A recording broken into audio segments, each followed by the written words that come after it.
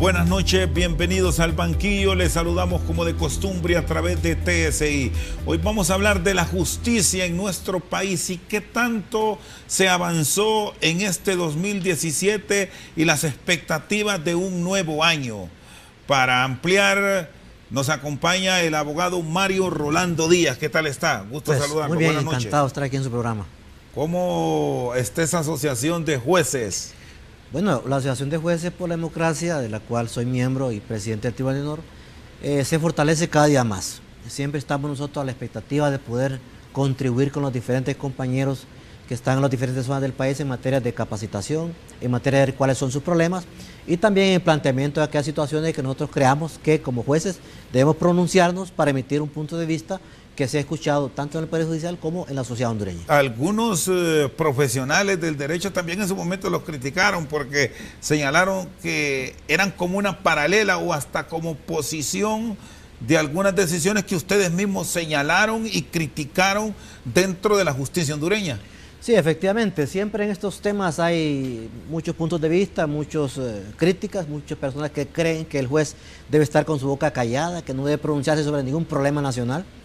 Pero nosotros pensamos que es todo lo contrario, que el juez, por ser un funcionario que se encuentra en un sector sensible del Estado del país, más bien debe tomar puntos de vista sobre aquellas cuestiones que competen a toda la nacionalidad. Por ejemplo, el tema de la defensa de la Constitución, por ejemplo. Los jueces tienen que pronunciarse cuando hay un irrespeto a la Constitución, por ejemplo, o cuando hay un problema nacional que afecte a toda la ciudadanía y en la cual, usando su independencia y su libertad de expresión, el juez puede opinar y dar su punto de vista para tratar de incidir positivamente en un problema social. Si bien deben tener algunas limitantes por lo complicado y por todo lo que tienen bajo la responsabilidad de los jueces, no ven correcto que vengan y desde el nivel supremo les impongan lo que conocemos nosotros los comunicadores y ustedes como abogados un bozal. Claro, es decir, el juez debe tener prudencia en el sentido de pronunciarse sobre aquellas cosas que afecten a toda una colectividad. Ahora bien, no se puede pronunciar el juez sobre temas puntuales, concretos, sobre casos que esté conociendo o sobre asuntos propiamente partidarios. Y ahí sí hay una limitante que el juez no debe traspasar, porque eso puede afectar su imparcialidad en el momento que tenga que juzgar una situación que se le presente, que es sujeta de un problema social. Pero debe actuar con libertad, es decir, el juez no puede estar sujeto a presiones de ninguna naturaleza, ya sea por las autoridades superiores o ya sea por elementos que estén fuera del Poder Judicial. En su ejercicio profesional, abogado Díaz, ¿en algún momento usted recibió presión o llegaron a su despacho quejas de algunos togados que hubo llamado de atención porque virtieron una opinión sobre algún tema que estaba en discusión de país? Mire, sobre opiniones en concreto no, pero sí sobre casos que uno ha llevado, sí han habido diferentes expresiones, manifestaciones de desagrado frente a una decisión que uno ha tomado. Pero presiones de esa naturaleza no han existido. Si bien es cierto, uno conoce que hay expresiones en manera privada, pero de manera pública muy pocas veces se expresan. No hemos tenido esa experiencia de que públicamente se nos señale como estar cometiendo algún tipo de desatinos, digamos, al vertir una expresión o una opinión. De manera privada, sí, uno sabe cuando una situación no cae bien o cuando hay comentarios en uno u otro sentido por parte de una autoridad. En la actual administración, ¿cómo ha ido esa relación? ¿Comparamos con la administración pasada, en donde usted tuvo mucha participación y beligerancia? Mire, es muy diferente la situación, porque varias cosas. Por ejemplo, en la administración del abogado Rivera Vilés, había un marcado distanciamiento entre los gremios y la administración. Pero, a pesar de ello, siempre habían un par de reuniones al año, ¿verdad? Entre el presidente o algunos de sus miembros con las asociaciones. Por lo menos unas 2 o 3 veces al año había alguna reunión. En el caso concreto de la actual administración, no hay, digamos, ese marcado enfrentamiento entre la administración y las asociaciones, pero tampoco hay, digamos, una relación formal, estrecha desde el punto de vista formal. de las asociaciones. Entonces son diferencias que son notorias. Es decir, por ejemplo, con el actual presidente, aun cuando no hay esas divergencias tan grandes, digamos, pero tampoco tenemos un acercamiento en la parte formal, digamos, de asociación a presidente. ¿Divorcio? Fíjese que probablemente podríamos hablar que hay un divorcio, pero no le digo, no hay una marcada diferenciación o un pleito permanente con la actual administración, ¿verdad? Solamente sobre temas puntuales sí hay desavenencias, pero tampoco hay cercanía desde el punto de vista de que se llame a una asociación para traer una discusión sobre un tema en particular que le afecte a los agremiados. ¿Qué tanto hemos avanzado en la aplicación de justicia en los últimos años? La cooperación externa y el propio Estado siempre ha estado abogando por esa reducción de una mora judicial que sigue pasando factura. Efectivamente, yo creo que sí se ha avanzado. Obviamente, desde mi punto de vista, no en los términos que son necesarios. La mora judicial es un lastre que tiene muchos años de haberse venido acumulando paulatinamente. Y creo que no se le ha dado la atención suficiente y necesaria de tal manera que se pueda revertir esa mora en un tiempo prudencial. En la actualidad hay un programa de combate a la mora judicial que ha tenido digamos, sus avances, pero repito, para que haya un cambio radical a nivel de la mora, tienen que hacerse esfuerzos mucho mayores, tanto de la administración como de los propios miembros del Poder Judicial, sobre todo los jueces y juezas, que somos los que conocemos cada uno de los casos que se someten al conocimiento del Poder Judicial. ¿En qué términos estamos? Mire, yo creo, es decir, las cifras oficiales creo que diferencian un tanto de las que yo manejo. Yo manejo que nosotros estamos entre un 15 y un 30% en mora judicial. Un 15% que va para materia penal, que va entre el 15 y el 20% en materia penal, y esto aumenta a otras áreas como la laboral y como lo contencioso administrativo, en donde creo que la mora podría inclusive andar un poquito más arriba. Pero yo creo que más o menos esos son los parámetros en los que anda la mora judicial en general dentro del Poder Judicial. En el área penal, donde está la mayor concentración de casos. En el área penal, yo insisto, hay una mora entre un 15 y un 20%, lo cual es relativamente bastante manejable. Ahora bien, lo deseable es que todos los casos que ingresen sean resueltos el mismo año. Eso es lo deseable. Pero así como estamos en este momento, es una mora bastante manejable, es decir, que la afectación no es tan grave como si fuera de un 30 o un 40%. Estamos hablando que ese 20% representaría unos 12,000 casos.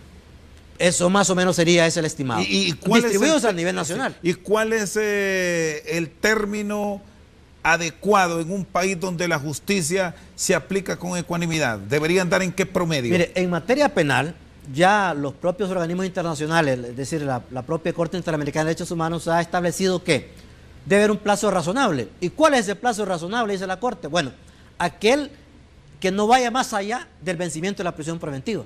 En Honduras, como regla general, la prisión preventiva en la mayoría de los casos dura 1 año, por regla general. Puede ser hasta 2 o a 2 años y medio, dependiendo de si este crimen puede ser complejo. Entonces, quiere decir que un caso que lleve un máximo de 2 años y medio para resolverse está más o menos en un término razonable en términos del país y también de los convenios internacionales de los que Honduras forma parte. Aquí había vigente hasta hace un tiempo atrás un decreto especial que permitía medidas sustitutivas en una gran cantidad de delitos. El haberlos quitado contribuyó a aumentar esta mora que hoy tenemos. Efectivamente, mire, el hecho de que se haya establecido un catálogo diferente de casos donde no puede haber prisión preventiva ha aumentado los casos y sobre todo los internos. Ha aumentado la cantidad de internos que tenemos ahora en los centros penitenciarios, lo cual pues ha agravado la situación que viven los internos en los diferentes centros de detención. ¿Y qué error cometían los jueces? Porque ese fue un argumento a nivel de la Cámara Legislativa para hacer esta revisión, porque dijeron que muchos miembros de la asociación donde usted ha pertenecido abusaban, sí, que se les pasaba la mano. Sí, yo creo que efectivamente hubo casos en donde más de algún juez o a una jueza, como se dice popularmente, se le pasó la mano. Pero creo que en el fondo eso fue solo un pretexto porque los casos fueron muy pocos. Por ejemplo, aquí en Francisco Morazán solo hubo 2 casos. El caso de una persona que se le encontró con cierta cantidad de granadas y se le dio medidas sustitutivas. y el otro creo que era por el robo de una camioneta, por ejemplo. Fueron dos casos sonados, digamos así. Pero ese era algo grave, dejar libre a alguien que lo encuentre con material explosivo. Exactamente, exactamente. Fue un caso grave, pero la generalidad de los jueces no cometían esa situación. Entonces creo que más bien ahí hubo, digamos, una valoración, se magnificó ese caso, pero la mayoría de los casos de los jueces no han actuado de esa manera. Yo creo que más bien ahí el remedio salió más fuerte que la enfermedad. ¿Por qué? Porque digo, al disminuirse los delitos que pueden ser sujetos de medidas sustitutivas, se aumentó el régimen carcelario y por lo tanto eso más bien contribuye a que se atrasen la resolución de cada uno de esos casos. Está con nosotros esta noche al banquillo el abogado Mario Díaz, al retorno, sin rodeos. ¿Estarían ustedes de acuerdo en que se retome la aplicación de medidas sustitutivas en ciertos delitos? ¿Cuáles desde su óptica deberían ser considerados? De tener la posibilidad en el Congreso Nacional que está próximo a instalarse el próximo mes de enero. Ya tenemos la respuesta en unos momentos.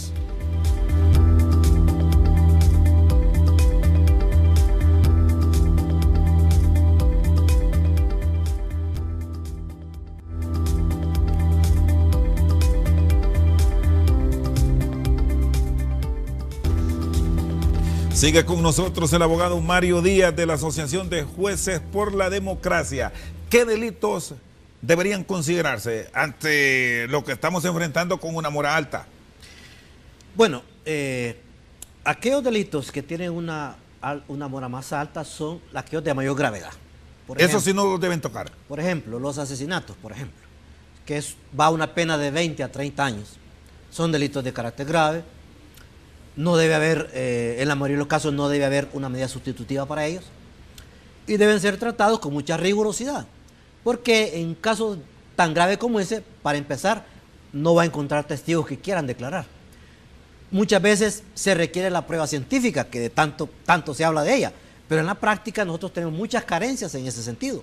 Entonces, a la hora de querer probar un caso como estos, los fiscales tienen muchos problemas. Porque la prueba que llevan muchas veces es muy endeble, prueba que no está sustentada científicamente y quizás las personas que asisten como testigos tienen muchas veces temor de poder expresar claramente lo que ocurrió en ese hecho en particular. Ese descartado. Ese está descartado. ¿Cuáles sí podrían ser objeto de revisión? Mire, tienen que ser objeto de revisión, pero no es tanto los delitos, sino tanto las prerrogativas que tiene el juez para poder otorgar la medida. Es que el problema no está en el listado, el problema está en cuáles son los requisitos que el juez debe observar para otorgar una medida cautelar. Y ahí está el problema, porque el juez debe tener parámetros bastante claros que ya los tiene en la ley. Y además de eso, el sistema de impugnaciones que debe ser más expedito, de tal manera que si una parte no está de acuerdo con esa resolución del juez, pues impugne y rápidamente tenga una respuesta. Más bien yo veo el problema por ahí. Ahora bien, delitos graves, estamos de acuerdo, no deben tener medidas sustitutivas. Asesinato, decíamos, parricidio, por ejemplo, los delitos de corrupción, me parece que no deben tener medidas sustitutivas, porque una persona que ha cometido delitos de corrupción, pues obviamente habrá acumulado cierta cantidad de dinero que le permite evadir tanto las fronteras patrias e irse y quedar el sistema burlado con una persona que no está dentro del país. En cuanto al comportamiento de los jueces, ¿cómo lo han llevado en la asociación que usted ha dirigido? Porque muchos, en algunos casos, han actuado, incluso hay denuncias y presentación de las mismas ante el comisionado de los derechos humanos, porque fueron objeto de amenazas. Mire, que si no me dejas libre, que si no aplicas una medida sustitutiva, ya sabes que le puede pasar a tu familiar. Mire, hay muchas cosas que quizás el público no sabe, porque no, es decir, son cosas que no se presentan, digamos, tan públicamente, pero muchos jueces y juezas viven diferentes tipos de presiones y de acuerdo a la localidad en que se desenvuelven, así es la presión que el juez recibe. Por ejemplo, tenemos casos en donde en algunas zonas del país donde hay muchos casos de narcotráfico, ha llegado personas frente al juzgado y le dicen al juez, bueno, aquí hay X cantidad de dinero y aquí hay un arma, ¿qué prefiere? ¿El dinero o la pistola? Hay muchos jueces que se han visto en esa encrucijada. Entonces, frente a una situación de esa naturaleza, claro que el juez va a actuar con temor por su vida, por la de su familia. Tenemos otros casos en donde la presión viene de otros lugares, por personas que son familiares, ya sea de las víctimas o ya sea la persona imputada.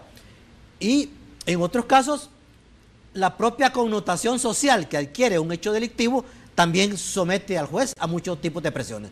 Todas esas cosas el juez tiene que valorarlas, percibirlas correctamente, y luego las asociaciones tenemos que dar el apoyo necesario para que este juez tome una resolución que sea en base a ley y no en base a este tipo de presiones. ¿En la asociación en la cual usted ha estado han recibido casos así? Sí, ¿Tienen claro, números? Claro. Por lo menos, ¿cuántos casos Mire, conoce usted? Del tiempo que yo soy miembro de la asociación, han llegado por lo menos unos 20 o 25 casos de compañeros que inclusive algunos han tenido que abandonar el país.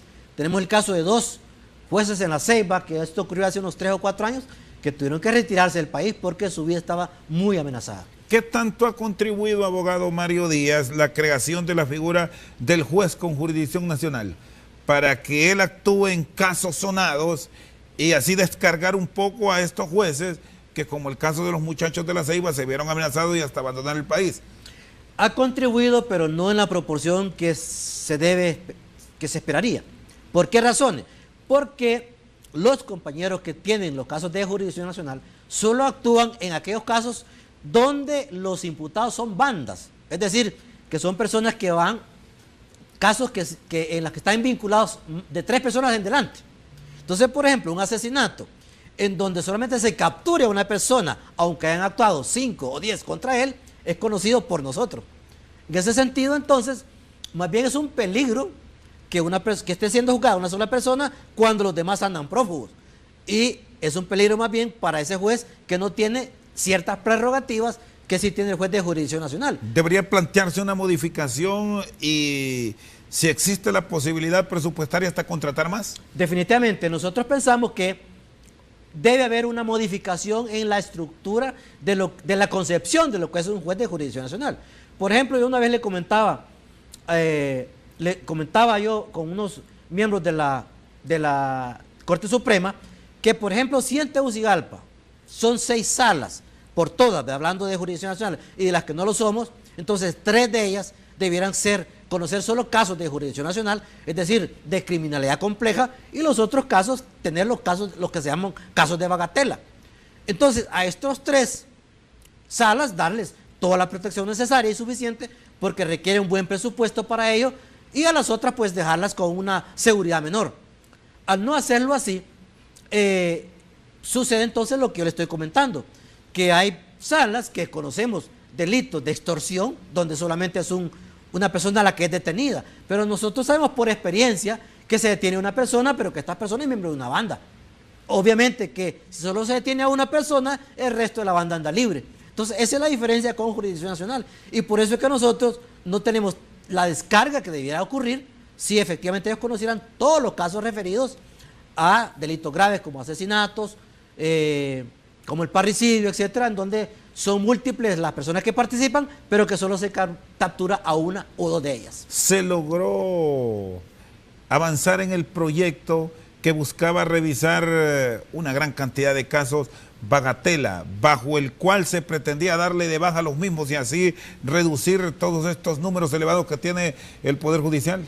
Mire, aquí hubo un proceso que se llamó proceso de depuración hace unos 8 o 10 años y concluyó, y eran todos aquellos casos que ingresaron bajo el esquema escrito, que habían por lo menos unos 10 o 12 mil casos que estaban ahí completamente dormidos, ¿verdad?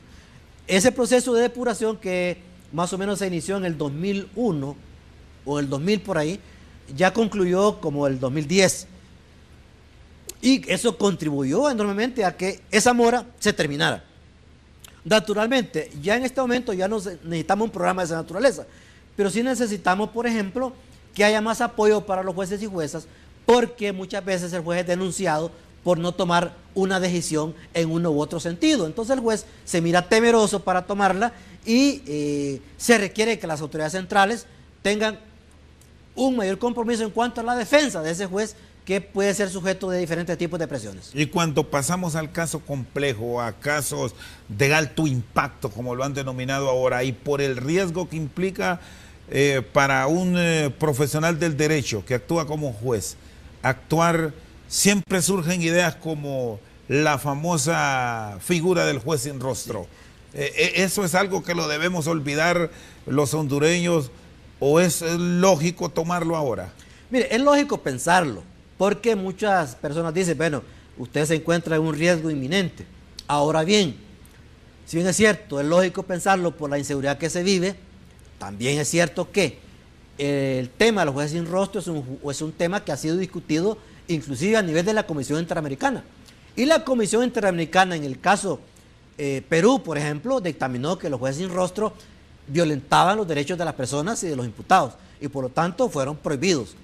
Y por eso Perú, que tenía jueces sin rostro, sobre todo para juzgar a las personas vinculadas a la guerrilla, entonces tuvo que eliminar ese tipo de jueces, porque fue sometido el país a proceso en la Corte Interamericana y la Corte dictaminó que esos procedimientos así, no transparentes o con jueces sin rostro, no cumplían los estándares establecidos por los organismos internacionales, en este caso la Comisión Interamericana de Derechos Humanos. Y aquí en el país, para ustedes, por el riesgo de aplicar la justicia, ¿cómo marchan esos procesos de protección que incluso están también como abogados, al igual que comunicadores sociales, como profesiones de alto riesgo su ejercicio? Mire, estamos en pañales en eso. Estamos en pañales, hay una ley de protección para comunicadores sociales, abogados, etcétera, pero se requiere implementarla debidamente. Hasta este momento, pues, si bien es cierto, se ha estado trabajando. ¿Fue una iniciativa, fue una ley que se aprobó, abogado, por salir del paso? Bueno, en primera instancia se aprobó porque había que cumplir ciertos requerimientos de la comunidad internacional. Ahora bien, si usted me pregunta si es una buena ley, yo creo que sí es una buena ley, porque estos sectores obviamente tienen un riesgo diferente al de cualquier otro profesional. ¿Cuántos periodistas han muerto en el país? Muchos quizás por ejercerse la profesión, por hacer una denuncia, quizás otros no. En el caso de los abogados es igual, muchos por estar vinculados a casos de alto impacto, entonces se requiere cierta protección. Ahora bien, hemos avanzado muy poco, pienso yo, de tal forma que hasta este momento no es posible garantizarle la vida o la integridad a un periodista, a un abogado que están en el ejercicio de sus funciones. Por lo tanto, hay que trabajar mucho para que eso sea una realidad. ¿Qué es lo que se necesita en realidad? Usted que ha revisado la ley para tener una aplicación, digamos, adecuada de esta iniciativa. Mire, aquí lo que hace falta es lo que se denomina en muchos casos la famosa voluntad política. Es decir, una ley de esta naturaleza para implementarse requiere, en primer lugar, de un presupuesto adecuado. Creo que el presupuesto con que se cuenta no es el adecuado, es un presupuesto bastante raquítico.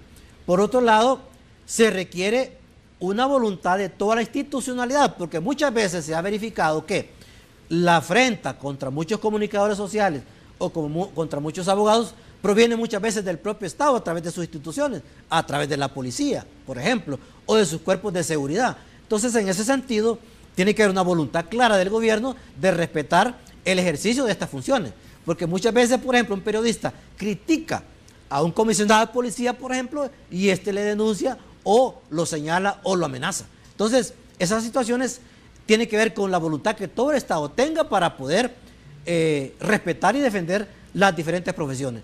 En caso de los abogados también ha ocurrido muchas veces que tal vez un abogado representa a una persona que ha tenido un problema con un ente estatal, entonces recibe amenaza del propio ente estatal. Entonces tiene que haber una voluntad política de que respetar a los ciudadanos que ejerzan con libertad las profesiones de las cuales ostentan. Y algunos abogados fracasan por su afán de hacer dinero rápido. No es descartable, porque usted sabe que muchas veces se defiende a personas que están vinculadas a delitos que son, digamos, en donde hay grandes masas de dinero se están moviendo alrededor de eso.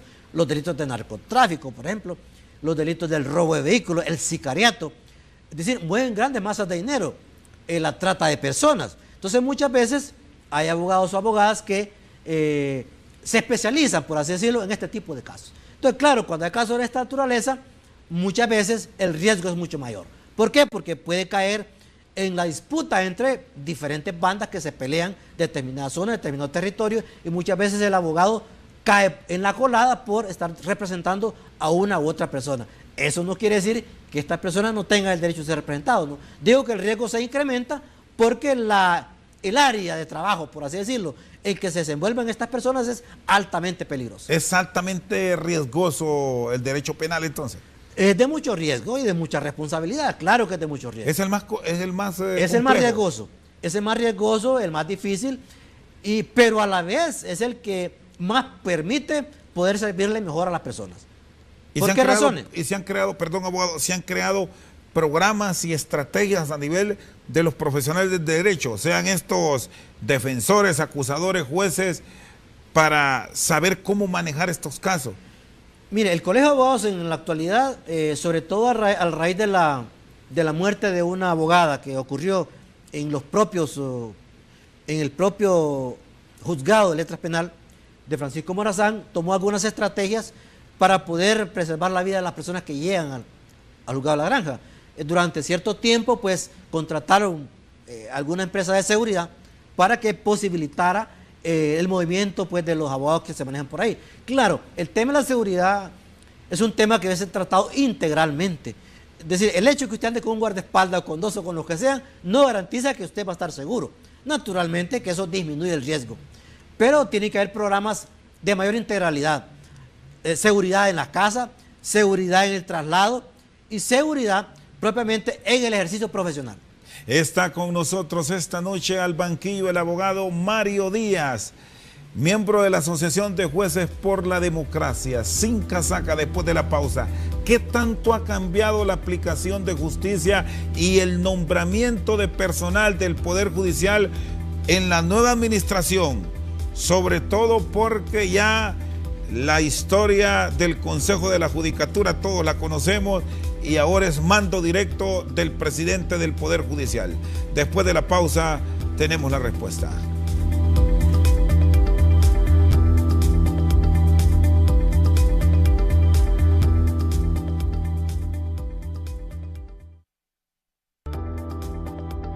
Estás disfrutando este programa gracias a Popeyes.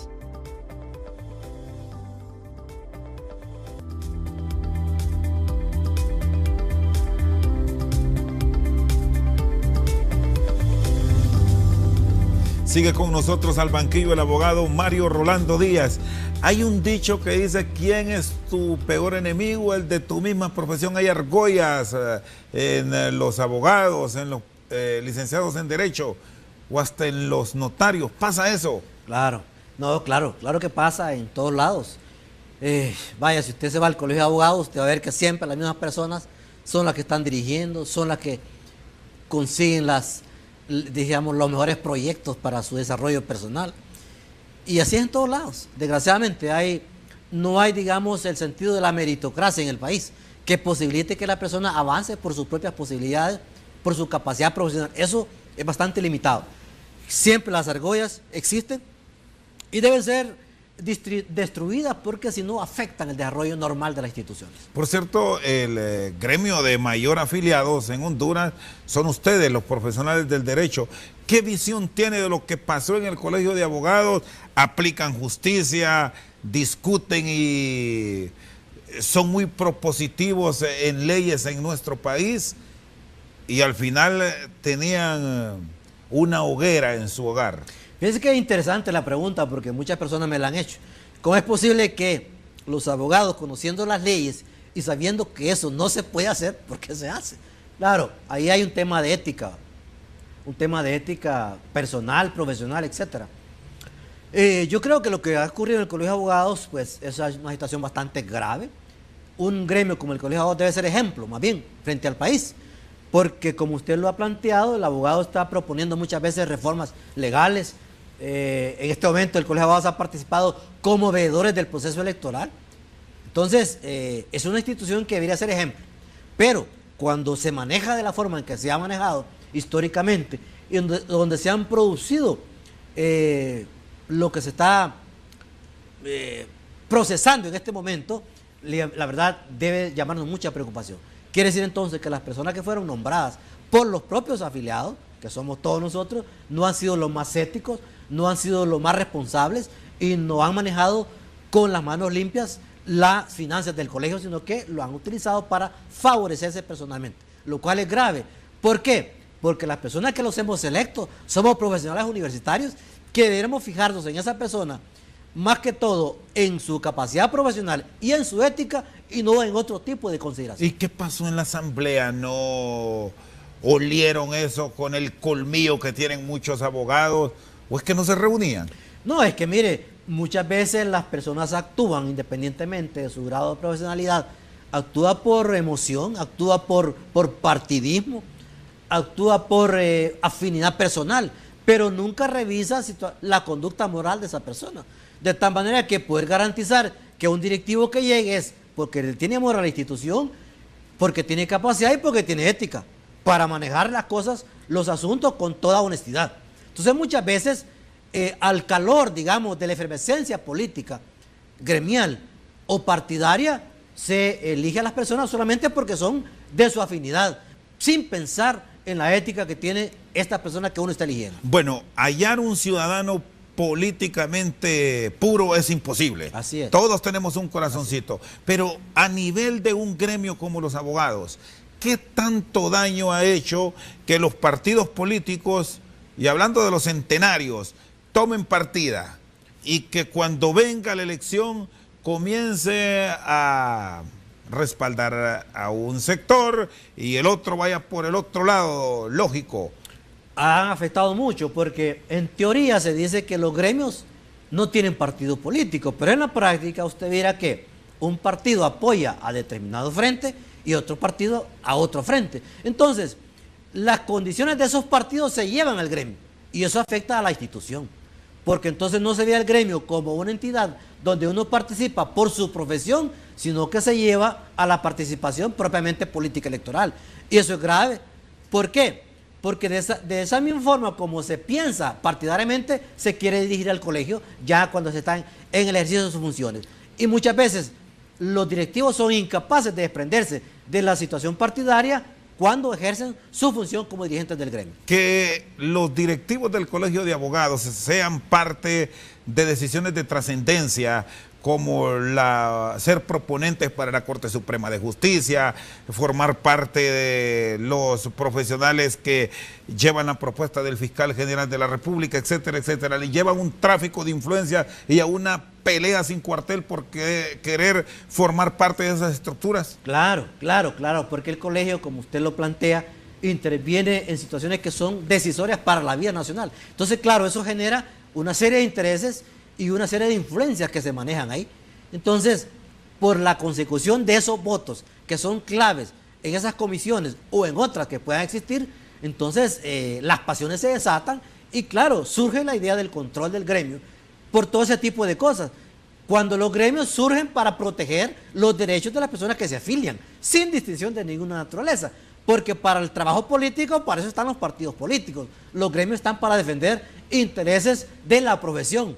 Pero como existen todo ese tipo de intereses particulares, los objetivos gremiales propiamente se pierden cuando se dejan llevar por los objetivos propiamente políticos. Bueno, en esta consulta sé que tiene sus limitaciones y no sé si me va a aportar algo. ¿Cómo ve el papel en todo esto entonces del Ministerio Público? La acción que lleva o acompaña a la Fiscalía en todas estas investigaciones de alto impacto, y uno de ellos es el del Colegio de Abogados. Bueno, a mí me parece que el Ministerio Público en la actualidad creo que ha actuado como se esperaba. ¿En qué sentido? La denuncia que se presentó contra las personas que están ahora detenidas y están siendo procesadas se presentó desde hace algún tiempo ya. Y ya muchos de nosotros decíamos, bueno, eso parece que está dormido y pareciera que el Ministerio Público jamás va a presentar ninguna iniciativa frente a los tribunales del país. Y el hecho de que lo haya realizado antes de terminar este año, pues no creo que satisface a los miembros del gremio, porque ya este caso estaba dormido, ya digamos, los directivos que estaban siendo enjuiciados ahora, ya pasaron 2 o 3 periodos de ellos. Entonces había cierta preocupación por parte de los agremiados porque no se le daba la celeridad del caso. Ahora que el caso está en los tribunales, pues hay cierta tranquilidad, cierta satisfacción y la creencia de que se puede ir hasta el fondo de este caso y de una sola vez terminar con la corrupción que ha existido dentro del gremio de los abogados. ¿Fue un error crear el Consejo de la Judicatura? No fue un error. El error fue haberlo electo de la manera que se eligió, de manera política partidaria. Es decir, atendiendo solo las componendas entre los partidos políticos y no atendiendo las necesidades que la propia ley establecía para que hubiera un consejo de la judicatura que no fuera partidario, política partidario como fue el que tuvimos nosotros. ¿No debió disolverse entonces como lo hizo el Poder Judicial? Debió haberse destituido por el Congreso y nombrar Nacional de la nuevos República. actores. Exactamente. El Congreso debió haberlos destituido y nombrar personas que definitivamente tuvieran características diferentes a las que renunciaron. Es decir, porque ellos prácticamente fueron obligados a renunciar. Pero lo correcto hubiese sido que el Congreso los hubiera destituido mediante juicio político y que hubiese nombrado a otros en su lugar, pero con características diferentes desde el punto de vista ético y profesional. ¿Se concibe solo tan poco señalados? Se entiende y el concepto de consejo es grupo. Así es. ¿Y por qué solo uno? ¿Por qué solo uno? No, no todos señalados al Bueno, momento de los procesos. Bueno, el Consejo de la Judicatura eran 6 personas, presidido por el presidente de acuerdo a la ley. Y cuando se hicieron denuncias de presuntas irregularidades, ¿cómo es que solo uno aparece? Si se entiende que era una decisión de consejo. Ya entendí. No, es que aquí hay dos cosas. Hay una denuncia y una investigación que está caminando contra la mayoría de los miembros del Consejo. Ya tenemos entendido que eso se encuentra en la UFESIC, es decir, la unidad de fiscales que está conociendo los casos de corrupción. Esa denuncia ya se encuentra en UFESIC.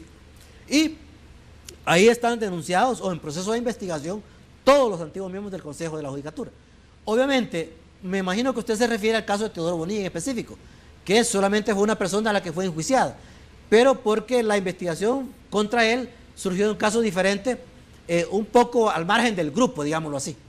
Quizás por eso en ese caso solamente hay una persona nominada, pero el Consejo como tal se encuentra en proceso de investigación en este momento en la UFESIC, es decir, la nueva unidad de fiscales. Ahora, el haber retornado a la decisión que tomaba el Poder Judicial en cuanto a su administración, al mando del presidente del Poder Judicial, ¿es bueno esto para la justicia, abogado Díaz? No es bueno. No es bueno porque precisamente el hecho de que se separe la función jurisdiccional de la administrativa es, digamos, un avance en materia de administración de justicia. ¿Por qué razón? Porque el juez, del nivel que sea, se dedica solo a dar justicia. Y el administrador se dedica a la parte que corresponde. Entonces, no es bueno, independientemente de que podamos tener un buen presidente de la Corte, por ejemplo, no es correcto que en él se concentre todo el poder, tanto judicial como administrativo. Vaya, por ejemplo, yo como juez de una instancia menor, las decisiones que yo tome pueden ser revisadas por el superior, por ejemplo. Pero a la vez, el mismo superior es el que tiene que otorgarme un permiso, por ejemplo. Entonces, ¿qué ocurre? El superior perfectamente puede decirme, mira, yo te doy este permiso, pero vos tenés que resolver de esta manera porque... Se presta manipulación. Se presta manipulación, ¿verdad? Yo estoy solicitando una beca, entonces el superior me dice, mira, te voy a ayudar a conseguir la beca, pero vos ayúdame a resolver este caso porque me lo están pidiendo. Entonces se presta a una manipulación que pervierte la administración de justicia. Y de ese actuar, que ahora mismo así está, que está la administración a la actual presidencia de la Corte Suprema de Justicia, ¿qué valoración hace? ¿Han sido comedidos? ¿Se ha actuado en términos que ustedes aprueban su conducta? Yo creo que el presidente actual de la Corte Suprema de Justicia ha valorado perfectamente lo que ha pasado anteriormente.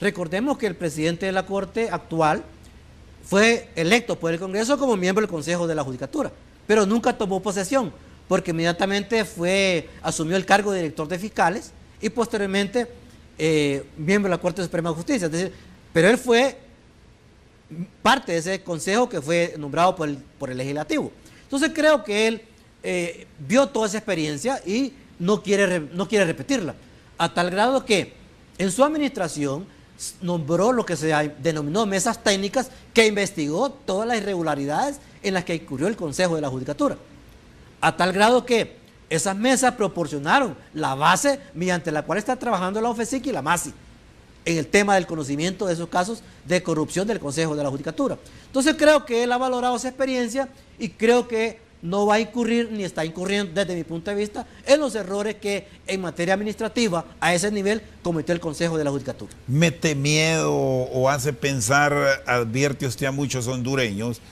que están dentro de los mandos de decisión en nuestro país y mandos intermedios también, la presencia de organismos como la MASID, o están en deuda?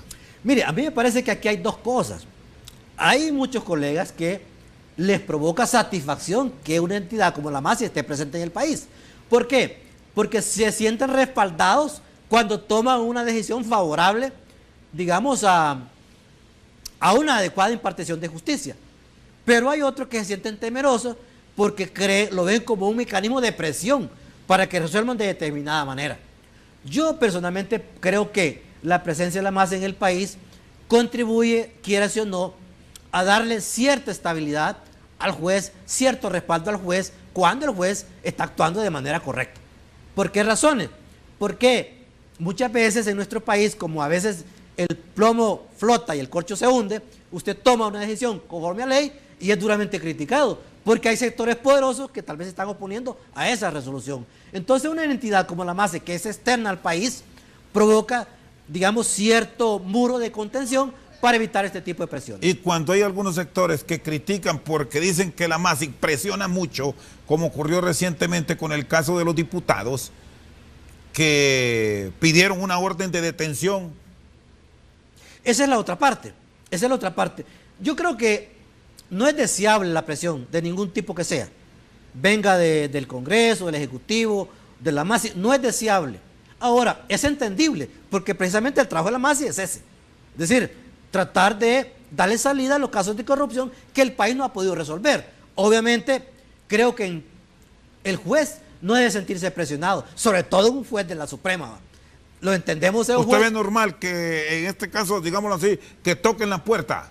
Señores, aquí está esto, actúen. No deben haber presiones de ninguna naturaleza. Nosotros nos oponemos a que hagan presiones, del tipo que sea, que provengan de la Fiscalía, del Ejecutivo, del Legislativo, de la autoridad policial. El juez tiene que ser independiente. Pero sí que investiguen. Y debe ser respetado. Ahora bien, eso no es una carta blanca para que el juez actúe como quiera.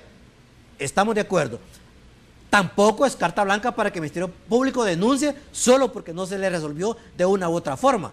Tiene que haber denuncias fundamentadas, en base a ley, en base a actuaciones y en base a lo que el juez resolvió, de tal manera que cómo lo fundamentó, que eso es lo importante. Está con nosotros esta noche al banquillo el abogado Mario Díaz, miembro de la Asociación de Jueces por la Democracia. Una pausa, en breve continuamos.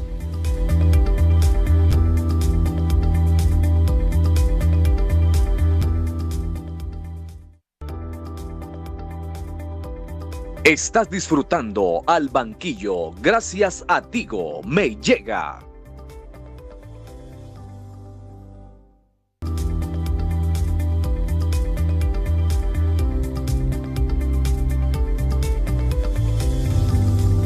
Sigue con nosotros esta noche al banquillo el abogado Mario Díaz. ¿Hemos avanzado en materia de investigación criminal?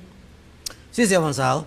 ¿Se sienten como jueces ustedes al momento de aplicar la justicia convencidos de que sí hemos dado un paso más allá de las críticas del pasado, que por eso decían solo iban a pasear muchos en los juicios? Sí, se ha avanzado. Claro, no al nivel de una policía suficientemente eficiente como existe en otros países. Vaya, por ejemplo, Costa Rica tiene una policía mucho avanzada desde el punto de vista técnico, tiene un laboratorio bellísimo, pero en relación a, 2-3 años atrás hemos avanzado. Hemos avanzado tanto a nivel de medicina forense. Creo que la administración de la abogada Villanueva ha mejorado en una medida la investigación forense. En temas de laboratorios balísticos creo que se ha mejorado bastante, pero naturalmente pues estamos lejos de ser una entidad que permita al juez valorar sus casos solamente con pruebas científicas, como sí ocurre en otros países. ¿La ATIC, el papel de ellos, cómo los...?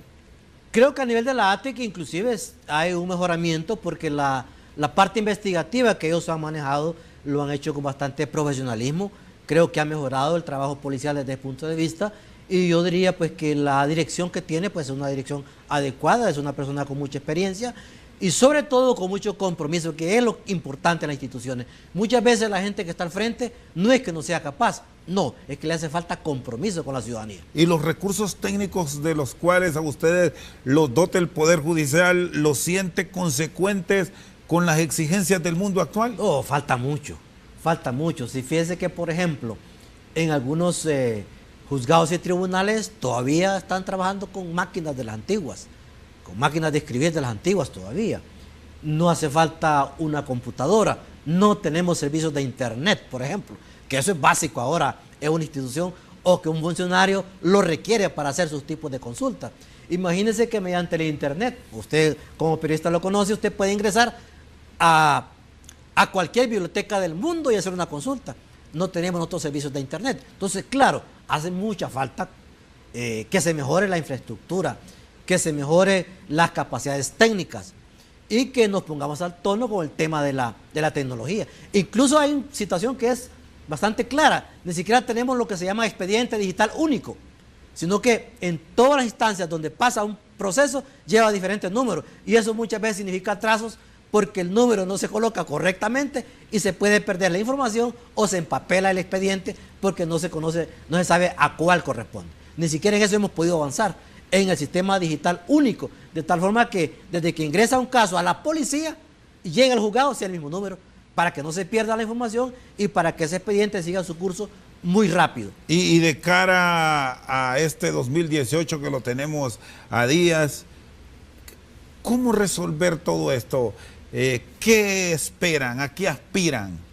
¿Cuáles de estas falencias son urgentes corregir? Bueno, para nosotros hay varias cosas que son importantes. A nivel de la tecnología, por ejemplo, nosotros creemos que es muy importante que se establezca el expediente digital único. Es decir, como un mecanismo de control desde que una persona ingresa a conocimiento de su caso hasta que egresa. Debe haber una sola línea de identificación del expediente. Y hablando de identificación, tenemos otro tema donde debe mejorarse, el tema de la identificación de los imputados. Usted sabe el escándalo que se armó cuando se buscó a unos internos y estos estaban en la calle, o sea, cometieron una acción delictiva estando en la calle con nombre suplantado. Esas cosas tienen que mejorarse. A nivel interno de la Corte creo que debe haber una mayor preocupación por nombramientos de más jueces, porque están ingresando más causas cada año. Mejorar la estructura de los edificios.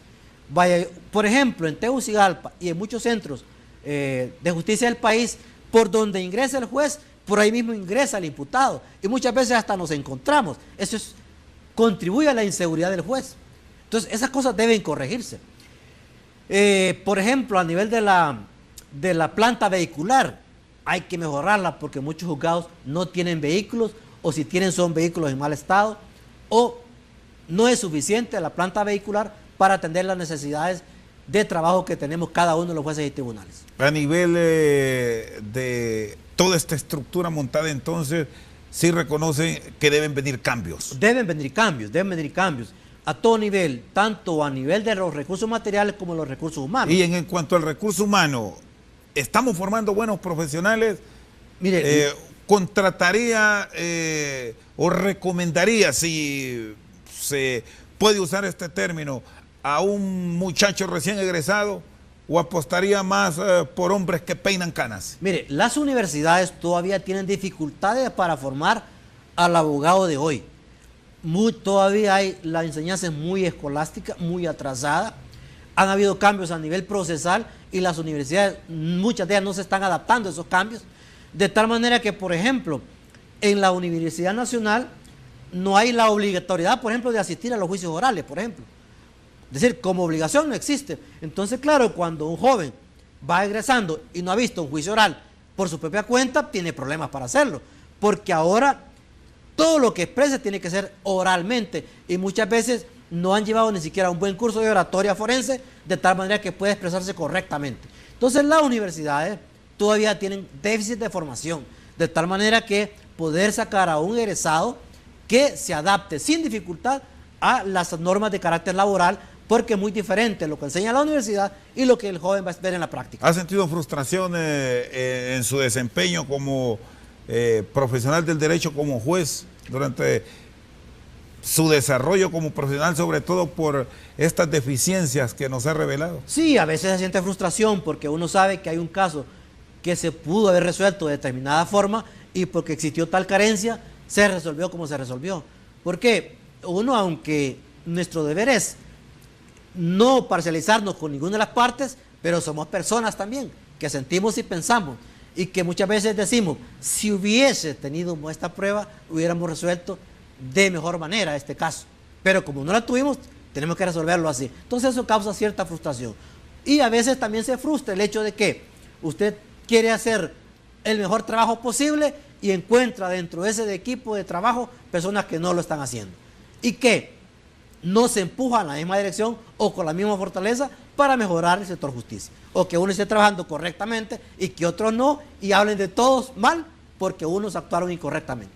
Abogado Mario Díaz, muchas gracias. Feliz noche. Gracias por invitarme. Esta noche con nosotros al banquillo el abogado Mario Rolando Díaz, miembro de la Asociación de Jueces por la Democracia. Por su sintonía, muchas gracias.